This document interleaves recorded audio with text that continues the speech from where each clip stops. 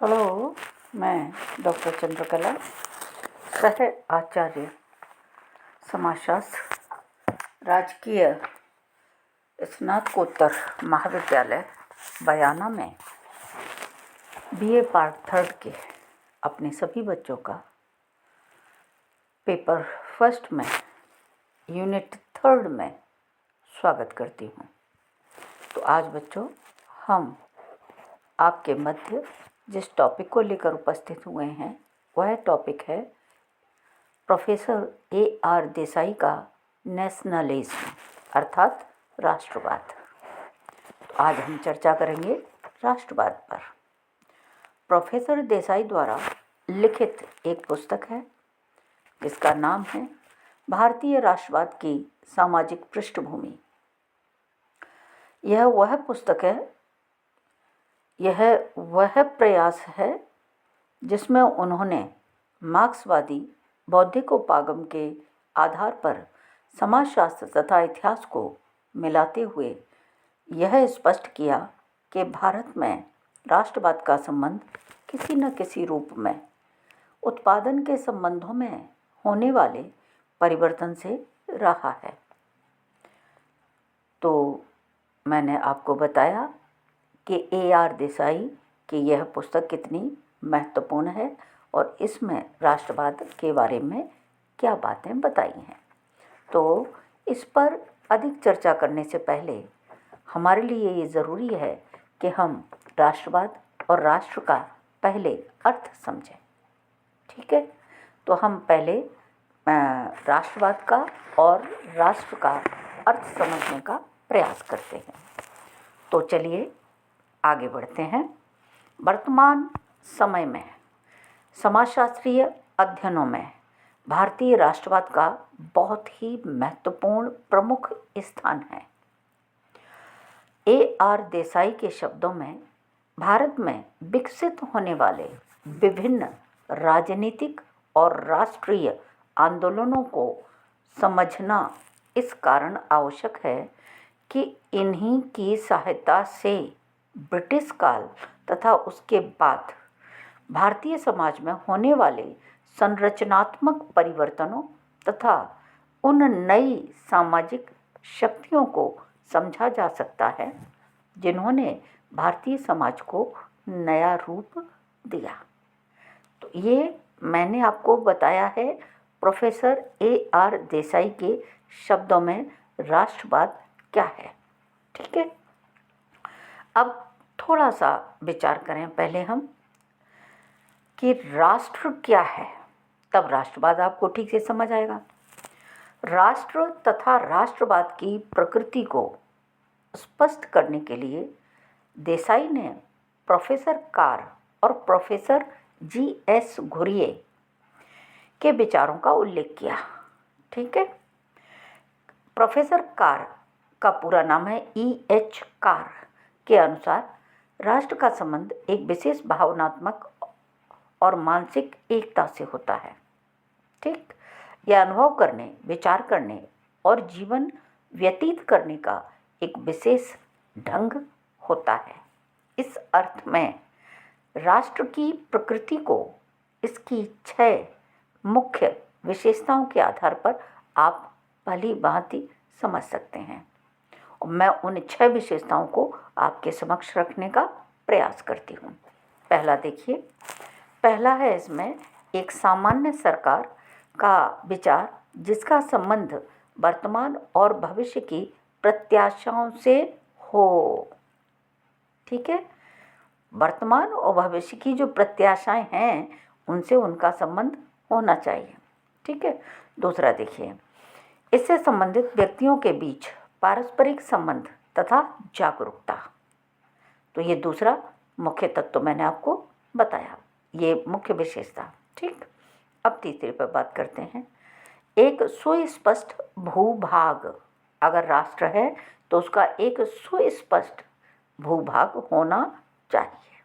ठीक, अब चौथी देखते हैं, कुछ ऐसी विशेषताएं जो एक राष्ट्र को दूसरे राष्ट्र से पृथक करती हों। ये बहुत ज़रूरी है कि कुछ ऐसी विशेषताएं उसमें होनी चाहिए जो एक राष्ट्र को दूसरे राष्ट्र से अलग करें, भिन्न करें, पृथक करें। जैसे भाषा तथा संस्कृति। भाषा और संस्कृति से संबंधित विशेषताएं हैं, वो एक राष्ट्र को दूसरे राष्ट्र से अलग करती हैं। तो ये मैंने आपको चौथी विशेषता बताई, जिससे आप राष्ट्र को समझ सकते हैं। अब देखिए पांचवी विशेषता, कुछ ऐसे सामान्य हित जिनमें सभी सदस्य सहभाग करते हों, प्रतिभागी हों, सहभागी हों, है ना। तो इसमें क्या हुआ, कुछ ऐसे सामान्य हित जिनमें सभी सदस्य क्या करते हों, सहभागी हों, सहभाग करते हों। ठीक।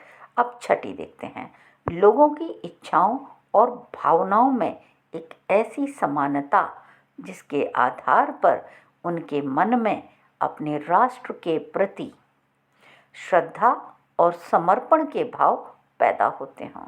तो ये मैंने आपको 6 मुख्य विशेषताएं बताई हैं जो नेशन अर्थात राष्ट्र को स्पष्ट करती हैं। तो यहाँ मैंने आपको अब तक बताया राष्ट्र को का अर्थ क्या है, उनकी 6 विशेषताएं बताई, जिसके आधार पर आप राष्ट्र को समझ सकते हैं और समझ आ जाएगा। और साथ ही मैंने AR देसाई के शब्दों में आपको राष्ट्रवाद बताया। ठीक है। अब आगे बढ़ते हैं और राष्ट्रवाद के अर्थ को समझाते हुए GS घुरिये ने क्या लिखा है वो बताना आपको बहुत ज़रूरी है। ठीक है।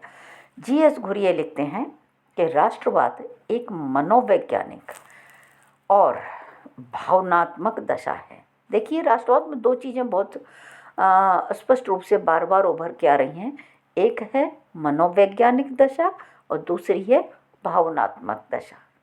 ठीक। इसमें फीलिंग्स और मानसिकता दोनों चीज़ों का कॉम्बिनेशन है। राष्ट्रवाद एक मनोवैज्ञानिक और भावनात्मक दशा है जिसमें एकता, सुदृढ़ता और पारस्परिक संबद्धता का समावेश होता है। मैंने क्या बताया, मैंने बताया कि GS घुरिये राष्ट्रवाद के अर्थ को स्पष्ट करते हुए लिखते हैं कि राष्ट्रवाद एक मनोवैज्ञानिक और भावनात्मक दशा है जिसमें एकता, सुदृढ़ता और पारस्परिक संबद्धता का समावेश होता है। 3 चीज़ें, एकता, सुदृढ़ता और पारस्परिक संबद्धता का समावेश होता है। यह एक ऐसी भावना है जिसमें सामान्य नागरिकता की भावना तथा राष्ट्र के प्रति निष्ठा की भावना का समावेश होता है। ठीक। तो मैंने आपको बताया राष्ट्रवाद का अर्थ किसके अनुसार, प्रोफेसर GS घुरिये के अनुसार। प्रोफेसर GS घुरिये और प्रोफेसर कार के संदर्भ में AR देसाई क्या कहते हैं।